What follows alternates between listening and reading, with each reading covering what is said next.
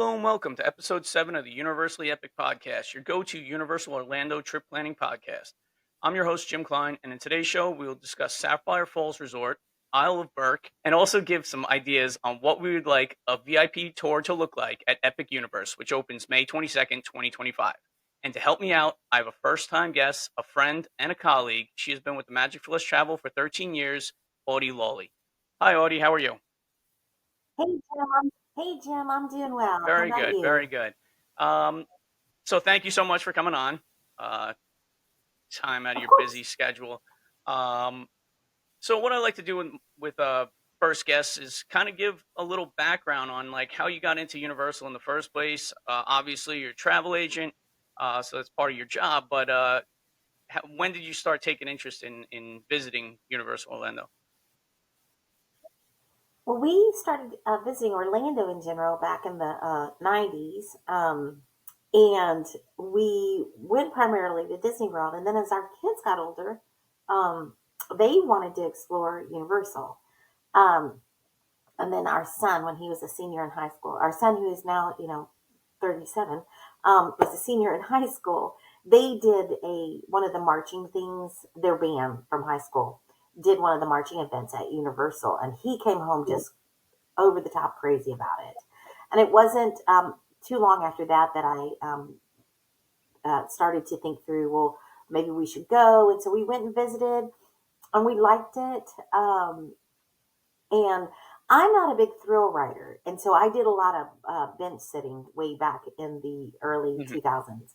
But then when we became travel agents in 2008, it naturally comes back on the radar because of its proximity to Walt Disney World. But way back then, it was more of a one day destination and a Floridian big deal. But it is definitely morphed into Oh so my much more.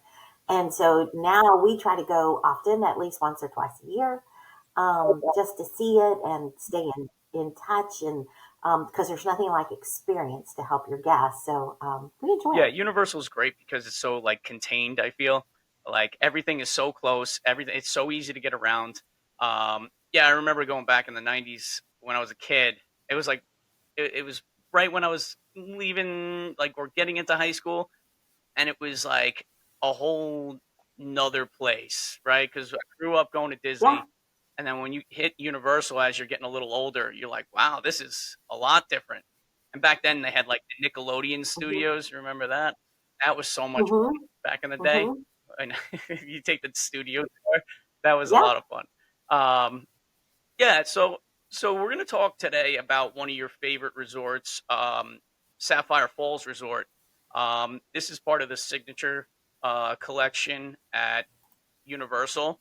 The caveat there is that it does not give you express pass when you stay there, um, which might help because it keeps the cost I think a little bit lower. Um, but it is Hmm. a deluxe feel resort at a reasonable price. So why don't you give me like just a little overview of like what persuades you to go to Sapphire Falls? Like, why is that like one of your top resorts that you like to visit? The year it opened, we did an agency AEP at Universal Orlando, and Sapphire Falls was the place that was, it was brand new, and so I really wanted to stay there, and we did. And when we walked into that lobby, I was just awed by that big, beautiful, open, airy, brightly colored lobby, the friendliness, the ease to which you can access things. They have an incredible pool. Um, I love the dining options there. But it was the rooms that really captivated me. Those colors are calming and relaxing. It's a great disconnect from the park. And so it's not one of those overly active things. And so, like, when you get back to your resort and when you get back to your room, you really can just calm down, have a relaxing time. Um, and like you mentioned, I really feel like this resort has a very luxurious yet casual feel to Yeah, it. And the water yeah. taxis. I The, mean, the lobby I the love lobby those alone things. is amazing. When you walk in there, it's so Mhm. huge and so open. It's gorgeous, with the lights up top and everything. It's just so nice. And then you have like Stromwater Tavern right off the lobby there. You have those huge windows looking out into the water. Like it's so nice. That resort is deceptively large. It's got a convention area to it. Um, that if you're walking over from Aventura, like you could kind of like walk right into the convention area, Yep. and it's a huge space in there. And most likely, there's not that many people over there, so it's kind of a really quiet area to like walk around as well. And then also the staircase, that spiral staircase that they have going down to the lower level, like where you catch the water taxi over to the city walk. Man, I don't know how many pictures I took in there. You stand in the middle, you shoot up, you shoot down. Like it is incredible. It's a gorgeous resort. Um, yeah, I've had some guests stay at Sapphire Falls, and they feel it's like a deluxe resort. Um, some have been bummed out that there is an express pass because it feels so nice, but that's just how it is. You can't really change that. Right. Um, but so when it comes to there's a lot of obviously amenities here. Let's start with Strongwater Tavern because I think it's such a nice looking, like it's more of a lounge type feel to it rather than like a full service restaurant Right. with like small bites, and there's like a plenty of drinks and stuff that you can get there. Have you been? Yes, we have. So, we are avid cruisers. We love to cruise, and so the theming of this particular resort was attractive with the Caribbean flair to it. Um, and so when we first went into the staircase, for one, so when you get in the lobby and you look over to the right in the corner, you think your mind automatically goes to like, is this a shore excursion? Because it looks like an old part of a castle or a fortress, which is very common in the Caribbean. But then as you begin to climb down that staircase, you know that this is not going to be like a dusty old ruins that they've created this space to look like. It really is just this beautiful, modern, yet themed so beautifully to look like you're on a shore excursion in the Caribbean. It's beautiful. And then you could do rum tastings, and they've got all these different kinds of rums with a lot of different flavors. I know we've been there during the holidays, and we had this rum concoction that I'm telling you, you took a sip and you felt like you were drinking Christmas. It was just amazing. And so they do all these different seasonal things with the rum as well. And like you said, they have the small plates, and so it's really kind of one of those places you can just hang out um, and enjoy the ambiance and It's a nice little spot after like a park day to go and relax and have a light bite and just have a drink or something. Also, the other, I'm gonna mess up the name of it. Amistisa, Amatista. Amatista. There we go. I knew I was gonna mess it up the whole time. I'm like trying to practice in my head, and I knew I was gonna mess that up. So that It is actually my favorite restaurant on property. I believe it because it is gorgeous in there. It's bright. It's really really nice, and it's got a unique menu. Um, Breakfast they have a buffet, but also it's not Hmm. only just a buffet. You can order a la carte as well. So like that kind of like Yep. is nice option for you that you don't have to get the buffet. Also, and then for lunch and dinner they have like Caribbean inspired dishes for that. Um, so what have you eaten there? Like what's the So we have done the traditional Caribbean food. We've done the jerk chicken. We've done the rice and peas. We've done the steak that has the jerk flavoring on it. My favorite though there is the hamburger. They have the best burger at Universal, hands down, at Amatistas because it has it's got different flavorings to it. It's got different spices that they use in the actual hamburger, and it's really really good. That's awesome. I'm gonna have to try that next time I go because that sounds really good. I like the seasoned burger. Like a little different seasoning is definitely Hmm. that's a nice little touch. Um, so and then also obviously we have to talk about this part of the resort, the pool, right? The pool is absolutely gorgeous. Yes. Yeah. So Yeah. and would have like a little sand beach on the one side. It's really nice. It's really gorgeous. Yeah, like And it's big. yeah, and they have cabanas that you can rent. And Mm-hmm. it's yeah, like you said, it's huge. It's absolutely a massive pool. Um, yeah, I looked it up. It's a 16,000 square foot pool. Like that's rather Yes. large. Yeah, it's got a water slide. It's got fire pits around it. It's really nice. It's a really nice um, pool. I think honestly, I like the pools at Universal a lot. Like they do put a lot of time and effort into it, except for the place that I stayed at, Aventura.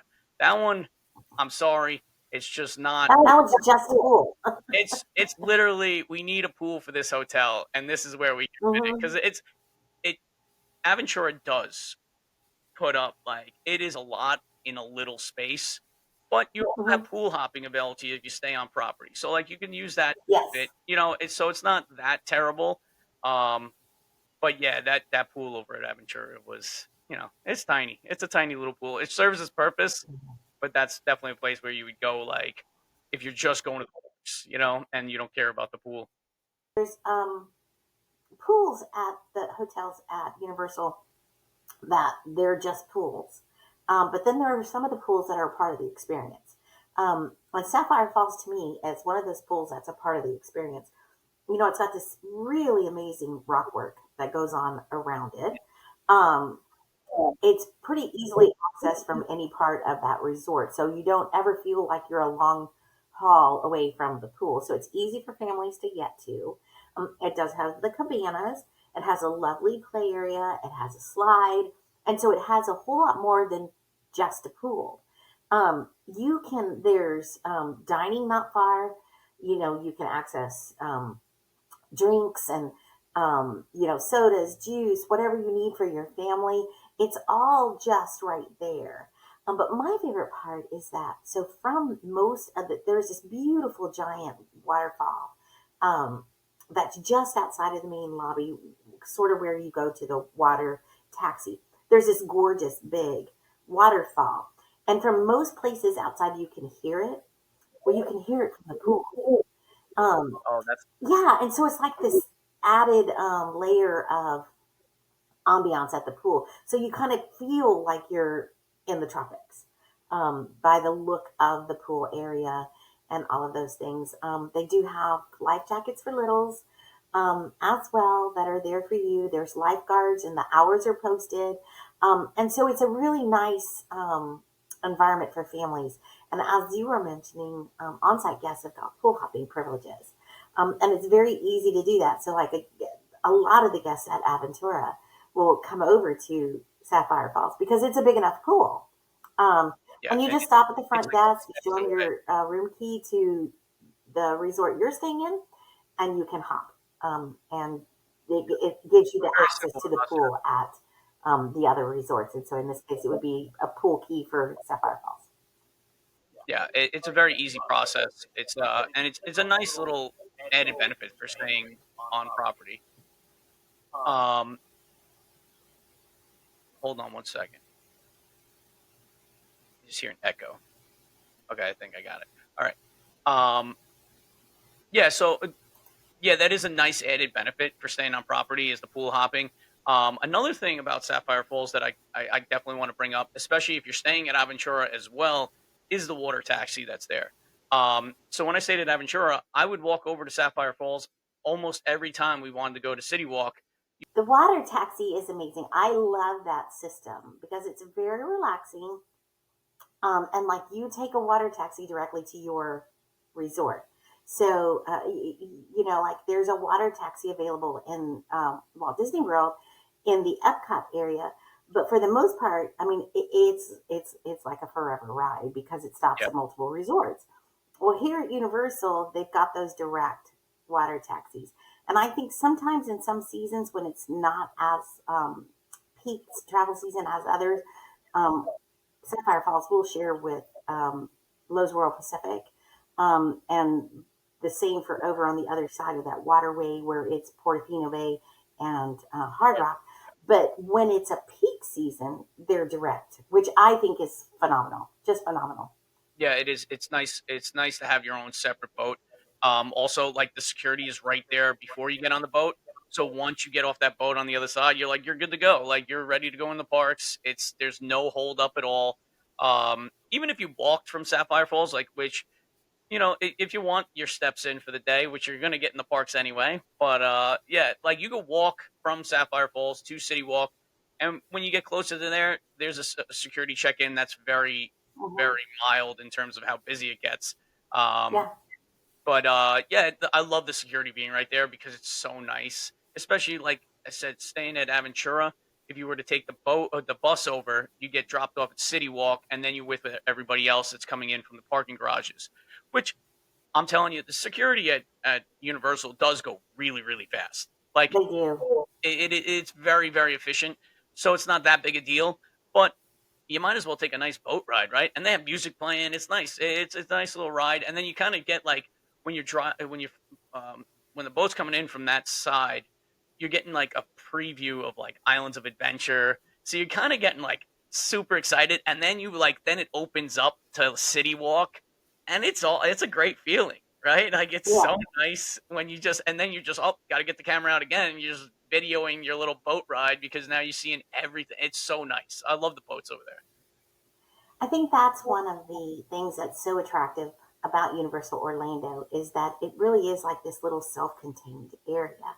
So whether you walk, it's this lovely, pleasant walk, and you might hear some traffic, but you never like see the traffic. You don't see the busyness. You're kind of still in your little bubble of vacation. Um, and the walks are pleasant. Even in the summer, it's shaded, it's landscaped, it's really not a bad walk. No, it's Um, no, and then like you said, there is security before you go in, but then once you work your way through that security, which never takes very long, you're done. I mean, you're done with security, and then water taxis again, so pleasant. It's just a real relaxing, comfortable way to travel. And then even when you have to do the buses, when you end up doing the shuttle buses, they do drop you off in City Walk in that transportation area. Um, but even then, it's kind of exciting because like you go up this giant escalator, the escalator that looks like it's going nowhere because it's just going up, up, up, up, up. And then when you get off, it's kind of like you're funneled through the excitement of this part of City Walk. I mean, the dining, and there's some fun shops, and there's big like Times Square marquee things, and so it's just this real energy, and then bam, you open up to where you see the two parks, and yeah. so I think Universal has really captured well different ways to wow you as you get to where their park areas are. I agree. Like it is a very great reveal when you walk into the City Walk Hmm. area. And I'm actually looking forward to like how it's going to be over at Epic when you're gonna either get off the bus or like it's going to be so nice. It's going to be such a cool experience, and I can't wait to see what they do over there as well. And even the walking paths from the new hotels, like we talked about two new hotels last week on the Hmm. episode. But yeah, it's going to be really nice, and and it's going to be very like a big reveal because it's going to be that's what they do, and then they do it really Yeah. well. So, Yeah. so right now, what we're going to do is we'll take a break before getting into our Epic Universe discussion. So everybody, just stay right there, and we will be right back. The Universally Epic podcast is brought to you by the Magic for Less Travel, a Universal You Preferred travel agency. If you are looking to plan your next Universal Orlando vacation, let's do it together. As a certified Universal specialist, I can help guide you through the planning process with helpful tips and tricks along the way. The best part, all my travel planning services are absolutely free to you. And when you book your Universal Orlando vacation with me, you qualify for an exclusive booking bonus offer from the Magic for Less Travel. A $25 Universal gift card for all vacation packages over $2,500. Ready to start planning? Email me at jim.klein@themagicforless.com to start planning your next epic Universal vacation. Welcome back, everybody. So we're going to get into talking about Epic Universe right now. Uh, and we're going to talk about I keep saying it on the podcast, I think an underrated land that is coming to Epic Universe, Isle of Berk. It's the How to Train Your Dragon portion of the park. Um, it's one of those things that I didn't think I wanted in Epic, but after seeing all the concept art, I think I do want to go there. So, and I'm getting kind of excited about it, especially with the kids. So what is your first? What was your first impression when you heard that Isle of Berk was going to be one of the like the 4 or 5 main worlds at Epic Universe? Well, I was personally very excited. Um, so, How to Train Your Dragon movies were one that our grandkids loved when they were little. It was like their first movie. All five of them just said, got into. They played it. They all had a toothless. They all played the movies and had the little toys, and a couple of them went as toothless for Halloween a couple of years, and so it was the movie they all were kind of very attracted to, and so it's always had a really special place for me. But that whole I mean, those movies to begin with are incredible. There's so much detail and depth to the story. I know the last one, it's always the last one in the sequels that people say is the worst. But I thought all the movies and the stories were great. I liked the way they wrapped it up. And it was one of those animated movies that viewers of all ages could relate to in some way or another. And so when they announced that they would be doing Isle of Berk, I thought, oh my gosh, this is going to be a home run because this story has so much depth. There's so much they could do with this story. And knowing how Universal has just done such a great job on improving what they do well, um, and just keep taking it to, just keep raising that bar to the next level. Um, I think back to when they announced Mario World at Hollywood, Universal Hollywood. And I thought, well, that's a big thing to try to bring to life a video game like that. But it is an amazing, absolutely amazing space. You don't have to know the Mario games to really be enthralled by Mario World. So when they announced this one, I thought, ooh, I can't wait. I can't wait to see how they bring Toothless to life. I can't wait to see what rides they incorporate into this. And I think this is going to be the hidden gem of this particular park. I agree 100%. I really do because it has like the most packed into a land out of Yep. every other land, and nobody wants to talk about. Like it's just one of those things where it's like, yes, Super Mario, Super Nintendo World with like Donkey Kong Country. It's gonna be awesome. Like that's gonna be, and it's in these two lands, the Mario and the Isle of Berk. It's like that. It's. I think I mentioned on a previous episode where it's kids themed, but not kiddie. I always like to say it like that. Like it's Yeah. not too young, so it's like that perfect age when you're like when you're first starting to bring your kids to Universal. It seems where it's going to be like perfect for like that introductory thrills for your kids. Like I think it's going to be Yeah. amazing. I think I know my kids. My kids aren't like the biggest thrill seekers, but they could deal with a small roller coaster. My daughter more so that she could deal with a lot more.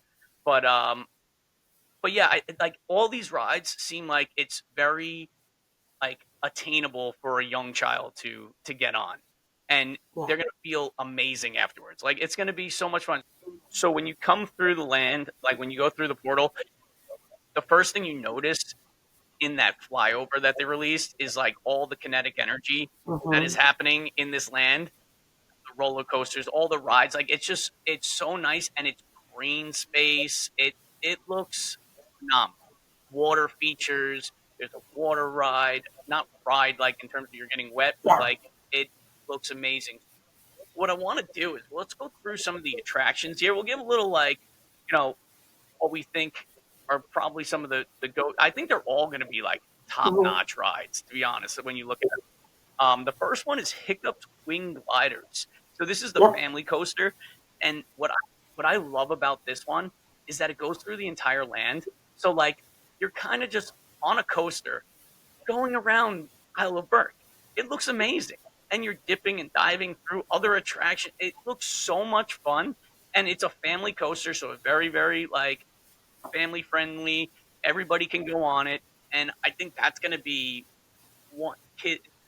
I can't see this line being very No, short because it looks an amazing no. ride. And I thought that, well, the concept art for that one, the pods that you sit in, it's gonna, hopefully for kids, it's gonna feel like they're riding the dragon, which I think is just gonna Yes. be thrilling Yep. for little ones. And like you said, you know, when you're adult and you go to the parks with other adults, it's about the ride. But when you're a parent and you go with your kids, or you're a grandparent like us who travel with our grands a lot, um, it's the experience for you personally takes a back seat because it's all about watching them experience it. And so I think this is going Yep. to be one of those Agree. ones where it's just going to be a thrill for parents and grandparents to watch their kiddos experience the ride. It looks so fun. Yeah, it'll be an Mm, amazing like shared experience for the whole family. It's going to be really nice.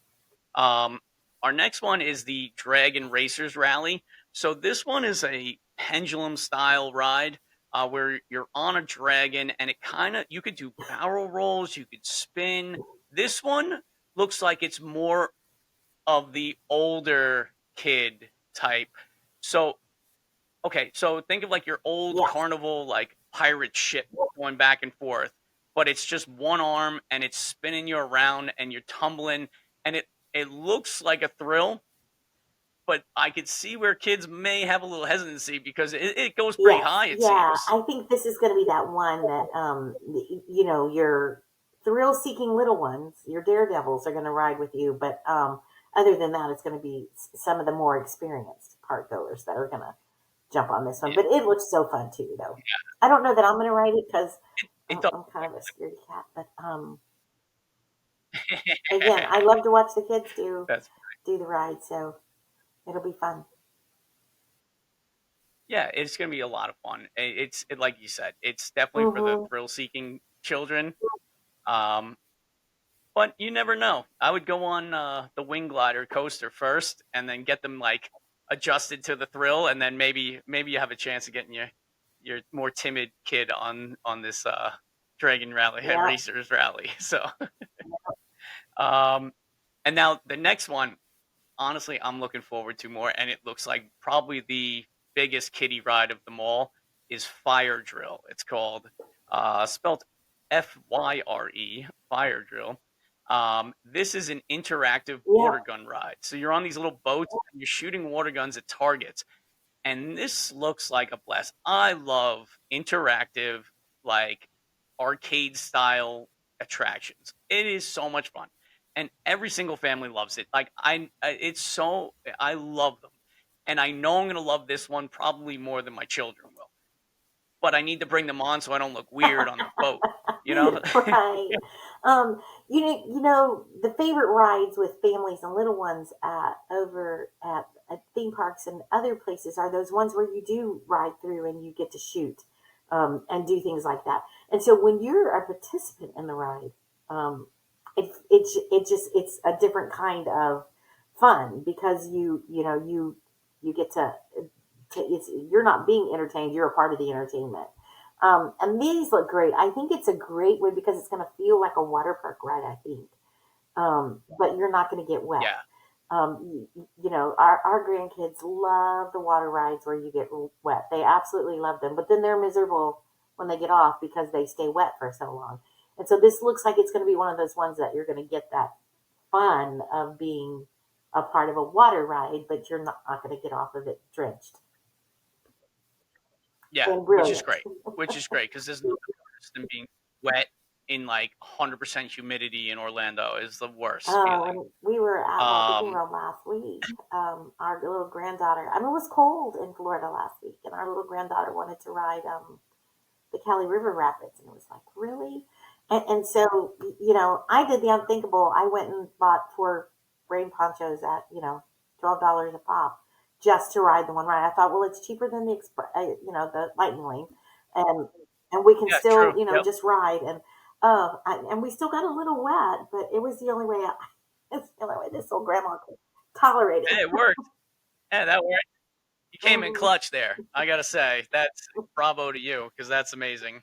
That's a But great I don't story. feel like when I look at this ride, the fire ride, I don't think you're going to need a rain poncho. I mean, I think you're going to be able to go. No, I don't. It'll be nice and refreshing in the summer, and it'll still be one you can ride when it's chilly in Orlando, and you'll be fine.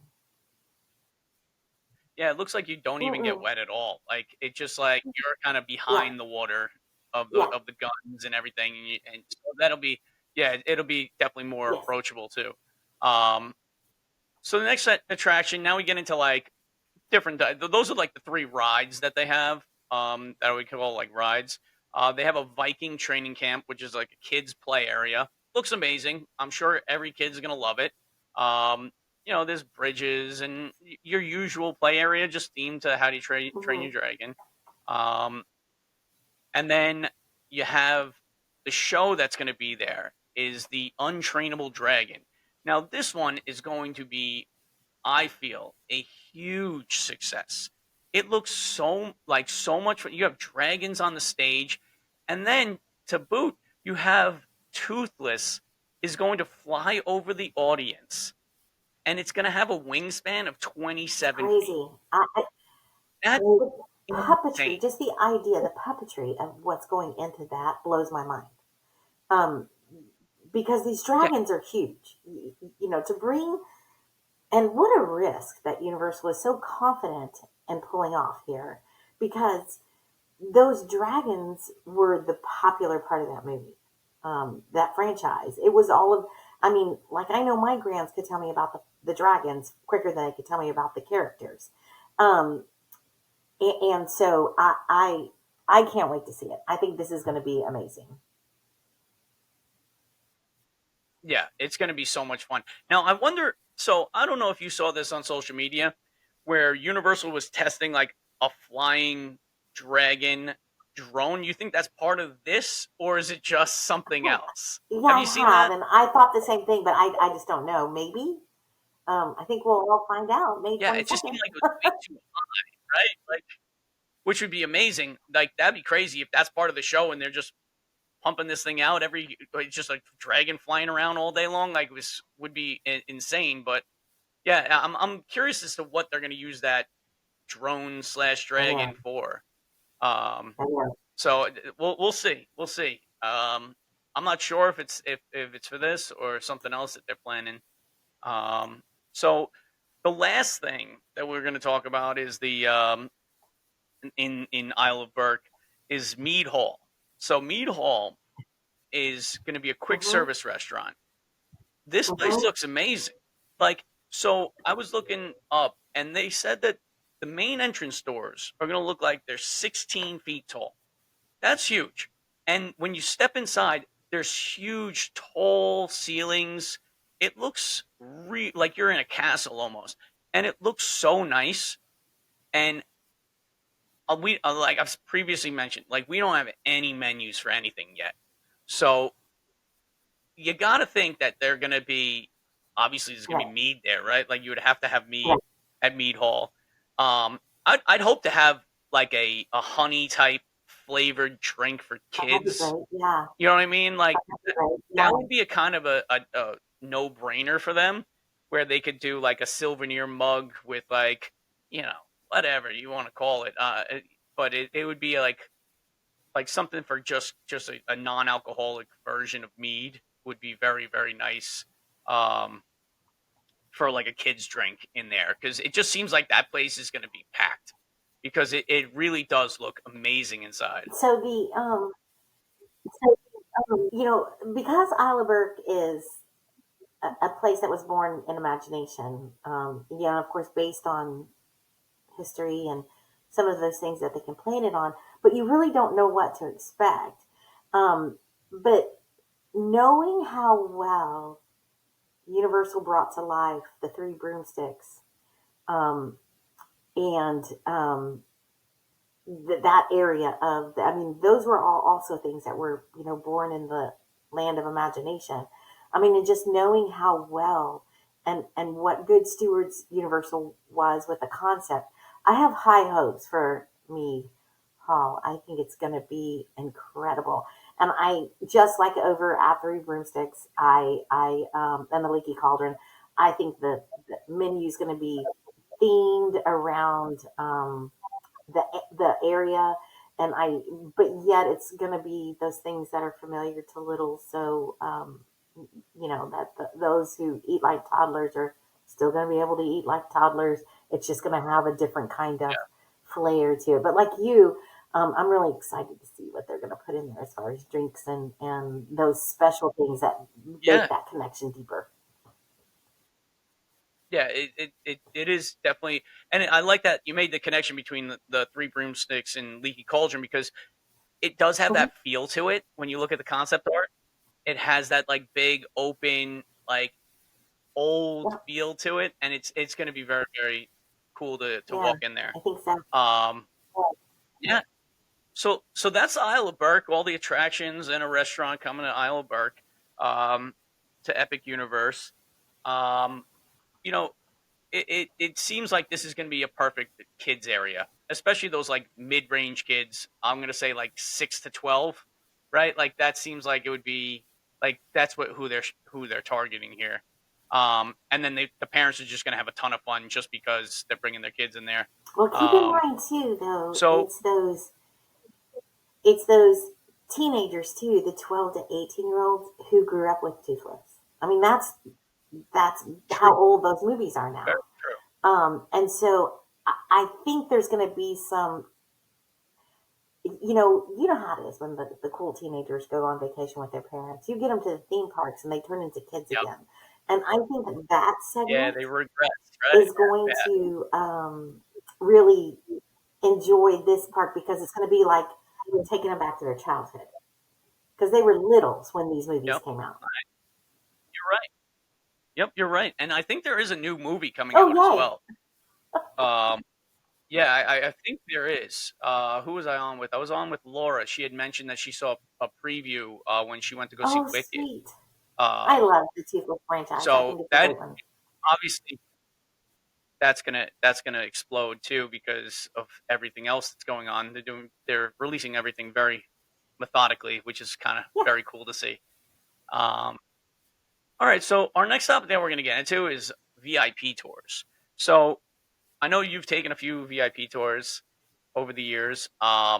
I kind of want to get a little background. Let's start with like a background on VIP tours, and then we're gonna get into like what you would like to see a VIP tour look like at Epic Universe. So let's start with like why even take a VIP tour? Let's start there. So, VIP tours are not for everyone, but I think that's the beauty of a vacation at Universal is because there are so many options that you can truly put together a package that suits your needs, your budget, and what you think your family is going to want to do.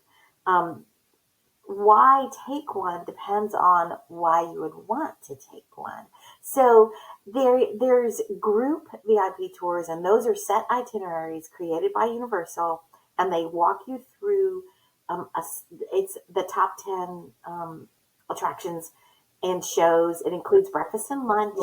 And it's a small group. I think the largest group is 20, and you have your own private guide who kind of takes you in some backstage areas and kind of takes you through some shortcuts, gives you some interesting tips and information and history about Universal.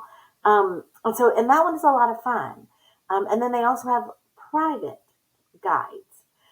So when I'm talking to a guest, and it's a guest who maybe has a limited budget or has a large family, and they really want to do express passes, but it's a little cost prohibitive for them, and they're staying at one of the resorts that doesn't include um, the express passes. So I'll just actually do the math for them and say, look, depending on what time of the season it is, it can be anywhere between 85 and about $150 more to have just your regular park entrance and add a VIP tour that's a group tour. Um, and so you're guaranteed, I mean, you just walk on to the more popular rides, you get all of those things in, and then your next day or two that you're at the parks, you've already done the fast way. And now you can just kind of enjoy, go back and do what you want to do, and that kind of stuff. The private VIP tour turns out to be, it is more, um, but it is a minimum of five, no more than 11 or 12. I have to look again, but you can have a bigger group. It varies the cost then. But and that's when you create your itinerary. And that's good for somebody who wants to splurge. Like um, for instance, for us, now we've done the group tours when we've gone with the grands, and a lot of that is just when it's just three of us, and so the cost isn't as prohibitive. Um, Maybe we stayed at Universal 2 nights, or one time it was an add-on to a Disney trip. But we knew there were things that we wanted to do, and it was important for us to get our grandchild through those things they wanted to do. So that added expense was worth it. We had just the 1 day park to park ticket, and then we added the VIP tour. That was about 6 hours of our day, and then the rest of the day we still had the express pass access. And so it was wonderful. And it's the unlimited express pass, so we were able to do everything. The grand was able to do those favorite things more than one time, and so it was really a nice way to tour the parks without feeling rushed or pressed to squeeze everything in, because we knew we were going to get those main things done. Um, and then at Universal Hollywood is where we did a private tour. And that time we had our daughter's whole family and us. And so just after crunching the numbers, and Tim is a CPA, so he's a number cruncher, and he crunched the numbers and went, no, no, no, no, we're just going to do the private tour, because it was literally like $7 more per person than the group tour. Oh, Yes, and it jeez. just made sense mathematically that we had that 1 day to squeeze Yeah. everything in. And with the private guide, we were able to do exactly what we wanted to do for as long as we wanted to do it. And it was great. So there at Universal, they make sense number wise, for a lot of families. And that is why they are so popular. Yeah, that's great. Yeah, it's a really nice feature that they have, like the both the group and Hmm. the private. Definitely helps fit into anybody's budget. Especially if you are looking into express passes. Express passes, and you're not staying at one of the three hotels that offer it. It's a very big expense if if you want to add it on for multiple days, or even just for 1 day. It could be up to $250 per person. So Yes. that's a lot, and so these offer a nice balance, between the express pass and like the group rate, or even the private, Yeah. so it's And I it's think what nice. makes them It's a so nice feature that attractive they have. is for a lot of people, Universal is going to be a 1 or a 2 day trip. Um, it is definitely morphing into a multi-day destination, and more people are staying at the resorts. I mean, they're going to Orlando for a Universal vacation. But with the VIP tours, if you're somebody who's doing a split stay, um, it just really makes sense to get everything done in a much more relaxing way. And so we have Yeah. done that, and we've also done them in such a way that, I've already mentioned that I'm not a big thrill rider, and so a couple of times Tim's done the VIP tour with one of the grands, and I didn't go because it was all about the thrill rides for the grand. So and again, it's another one of those really good things about Universal, because you can pick and choose, and make things the best for your family, your budget, Yeah. and the needs of your vacation. Yeah. No, it's perfect. Yeah. um so with that being said, like, what would you want out of a VIP tour at Epic when that opens? Because I'll go first. Okay, my first thing is a group tour, and it's obviously, like, if anybody's been listening to the podcast, it's a food tour, right? I would love to see. I don't even need to go on rides, right? I want to go to every place, right, and get a little amuse bouche at like the fancy restaurant, right, and maybe a sampling of a drink, and then just bounce around to every single world and get their like signature dish that they have in each world. And maybe we'll stop like the end of the tour will be at the Grand Helios Hotel and you like overlook the park at night would be amazing. And you just have a drink at the lobby bar and have a like a bite to eat at the end. And that's it. Like I don't need to go on anything. Like I would love to go on rides, but like this is just group tour number 1 is a food tour of all the popular foods at Epic Universe. And I think it would be I would sign up Oh, tomorrow. I would So too. That one sounds amazing. Um, and no rides, I would be fine.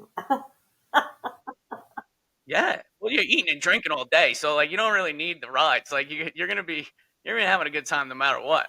I think for me, the the perfect VIP tour would be the group tours, the ones where you are in a group of 20. Um, they're not tailored to different ages, and so like it's all for one and one for all.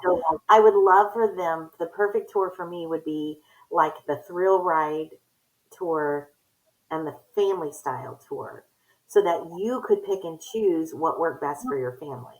Um, I think at the other two parks, there's not as much that would be attractive to just family types of rides. But this particular park, Universe Epic, I think is going to have enough for that's going to attract non-thrill seekers, that you could do both. And I think that would be the perfect answer for me for Epic. It would be to have kind of a choice in the VIP tour, the group one. Yeah, that's a great idea.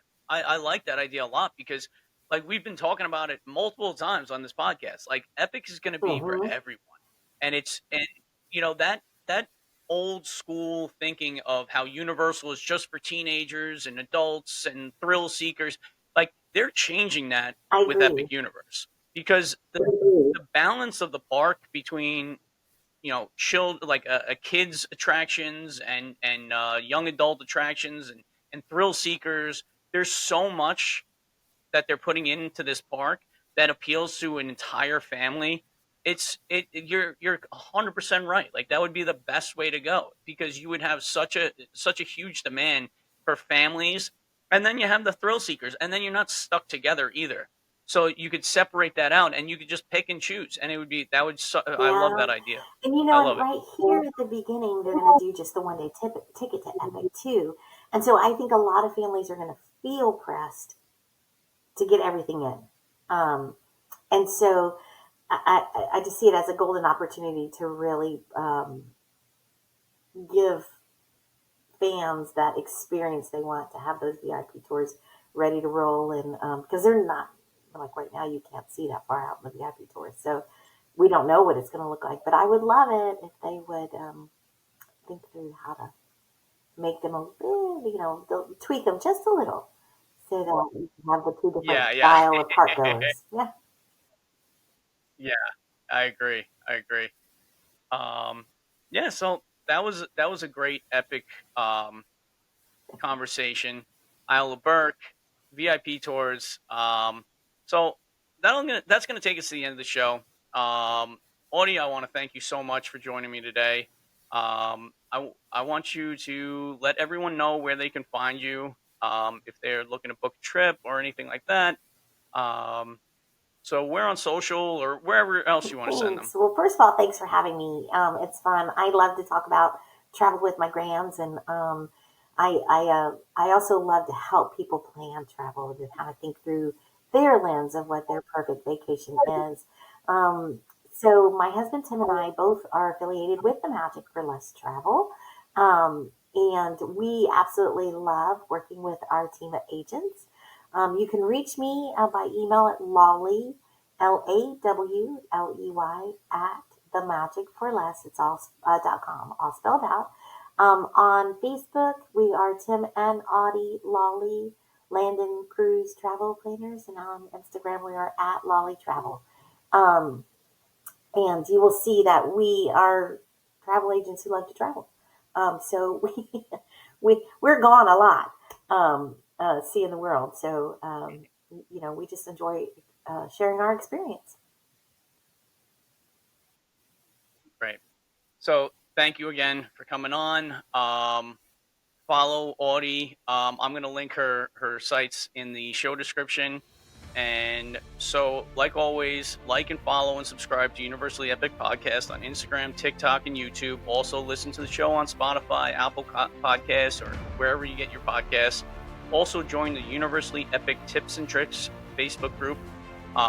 This episode has been brought to you by the Magic for Less Travel. If you have any Universal Orlando trip planning questions or are looking to book your next trip, email me at jim.klein@themagicforless.com. And like always, have an epic week, everybody. Bye. Also give you some ideas on what we would like to see a VIP tour look like at Epic Universe. Epic Universe, what is that?